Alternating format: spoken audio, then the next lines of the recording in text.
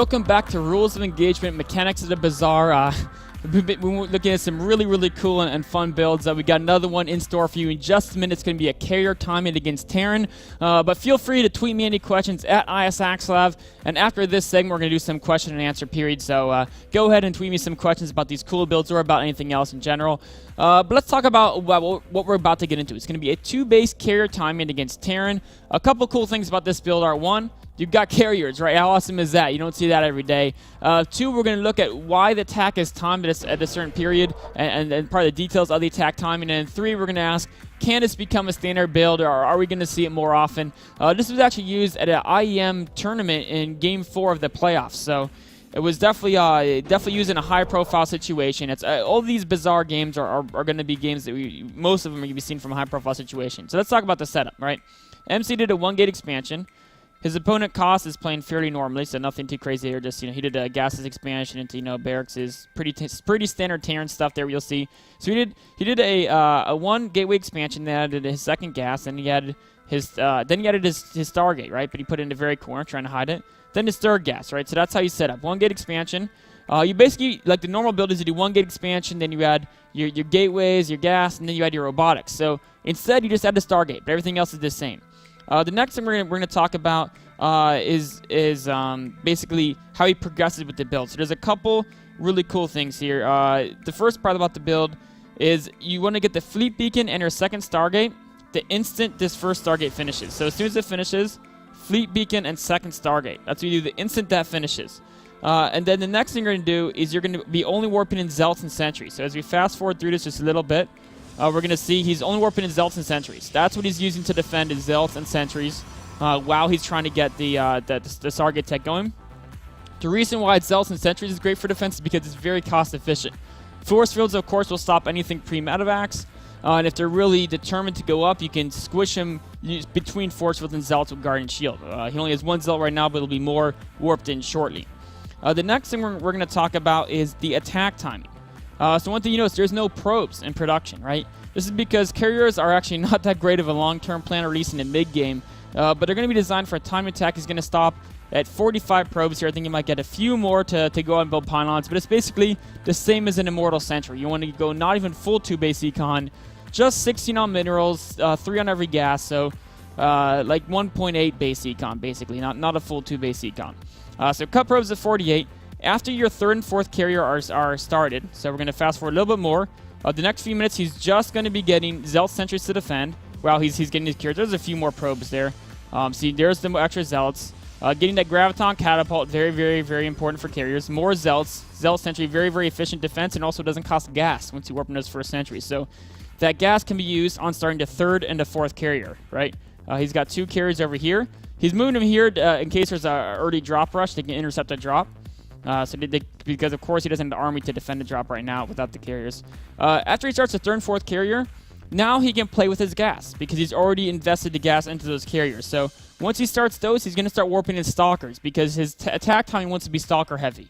He just made Zealots early because they're more efficient for defending early attacks, and of course they don't cost gas. So now that he's got the third and fourth carrier start, he's going to be warping in Stalkers, and he's going to be adding more gateways, right? Because his carrier investment is done. You're going to attack with 4 carriers, so 3 more gateways being added in. That's the next step. Now we're going to talk about the engagement. So once this third and fourth carrier come out, he's going to basically move out and get ready for an engagement. Moving around, he's still hiding the carriers, trying to make sure they're not spotted. Go ahead and kill this little flying factory. Not a big deal. And he's pushing out. It happens that Koss is moving out as well. So here's the engagement, right? Basically in this setup right here. He's going to have a low Zealot count. And because of a low Zealot count, you can use force fields differently, right? The force fields are going to be used only to keep the enemy from closing in. You want the enemy to stay further away, and I'll explain that more later on. But it's instead of using force fields to trap the army like you might with Colossi Zealot composition, you're using them to keep the enemy back because you have the greater range. Carriers have range 8, and then their Marines are range 5, their Marauders are 6, etc. Your reinforcements are important. 6 warp gates of constant reinforcements. Ideally, he has a probe somewhere here, I think. He should be building proxy pylons. Maybe his probe... Actually, his probe probably got killed. So I assume he's going to send out a second one shortly, but he had to do a warp in here. You want to send a probe out built-in proxy pylons. This game, unfortunately, I think it did get sniped off, so that didn't quite work out. So, but 6 gates of warp gate reinforcements, and you want to turn this on autocast so that you're constantly building more interceptors as they die. And then the next thing you want to do is you want to micro carriers back if they focus them with Vikings or Marines. So we're going to take a look at how this battle went. All right. The important part is to watch these force fields, right? So see the force fields? They're to keep all this army away from the carriers and the stalkers and the sentries. The zealots are going to run in and they're going to die. Just won a few. Just take some hits while we're finishing off these units. But and the other thing is, if you can focus the Vikings down, go for it. Carriers are actually not bad against Vikings, and then he micro carries back. So he was focusing this Herc carrier is being pulled back. This warping probably should have walked the other way around the map, would have been more effective. But either way, it's not too bad. He's going to win this engagement quite nicely as he just kind of powers through the army. And he didn't even lose that many units, right? He lost the zealots, he lost a decent number of sentries, and he lost a ton of interceptors. But those he can rebuild quite easily. Of course, it's expensive, but it doesn't cut into the rest of his production. So the last question we're going to look at is, can this build become standard? While we're talking about this, let's actually bring up just a little bit of a picture here of that actual engagement. So can this build become standard, right? Now, the question is, this build is centered around carriers, right? So what is the power of carriers? A lot of people think the power of carriers is their damage per second. And this actually isn't true. A carrier is one of the actually worst damaging units per its cost in the entire game.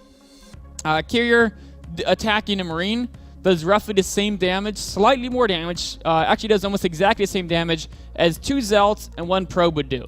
But it's a heck of a lot easier to get 2 Zealots and a Probe than it is to get a carrier. And of course it does have range, so that's not quite fair, but even if you compare it to units that are ranged, its damage is actually still really bad. Compared to a Colossi, it does barely more damage than a Colossi does to a single target, not to mention a Colossi does splash. So you don't get carriers for the damage per second. You get carriers for their hit points. People are like, wait a minute, carriers, they only have 300 life, 150 shields. For the cost of the unit, it's no battlecruiser. It's way, way weaker than the battlecruiser for hit points. It's not particularly great for its cost for hit points. But when I talk about hit points, what I mean is these little guys right here. Actually, we're going to circle some of them. These guys right here, right? These guys. And you can build them right here so you can keep replacing them. Each of these interceptors has 80 hit points, right? That's half of a stalker. That's almost 2 Marines. That's a lot of hit points for a unit that costs 25 minerals and builds in 8 seconds. They build extremely fast. So you can keep replacing them during the battle. You keep getting more and more and more and more. It's almost like Broodlings that you pay for, right? Or it's more like Infested Terrans that you pay for. It's not quite. They're a little stronger than Broodlings. And then combined with the force fields, the great thing here is actually if we let me switch a different color here real quick. There we go. So the great thing here is if you can see these Marines right here, right? All these guys, because of these force fields, they can only attack 1 unit, right? The only unit they can mess around with attacking is going to be it's going to be the interceptors, right? So all their attacks are going to have to go like this, right? They're going to be They're going to attack those interceptors. They might attack this interceptor, or they're attacking this interceptor. Whatever you're attacking, it's these interceptors that you can rebuild in 8 seconds and have 80 life each. So you'd much rather be having the interceptors take hits than your zealots, your stalkers, or of course your carriers. So that's the real strength of carriers, is the interceptor hit points and their ability to tank if you can force the battle to a situation where the interceptor is already doing the tanking, which is the whole reason you get those force fields and you go stalker heavy. So that's the real strength of carriers. Now we can talk about some of the weaknesses. The weaknesses, while you can micro it so Marines are less effective, if your opponent masses pure Marines, you're pretty much screwed. But what are the odds that when you're at the 13-minute mark, your opponent has decided to go an army that consists of 90 Marines, right? They're not going to do it, right? How many Marines will go mass Marines if they don't scout you going carriers? And honestly, on the latter, how many are going to go mass Marines that do scout you going carriers? They're going to go Vikings. They're going to do something else. So you're not going to have to be too worried about the mass Marines because it's unlikely as long as you keep the build hidden. It's of course, it's a little bit of a cheesy build, so you got to hide it. Then the other question is there a better way to do this timing? I mean, a similar type of timing where you're investing a lot of high tech would be going double Robo and going Colossus and then trying to do a 6 Colossi timing.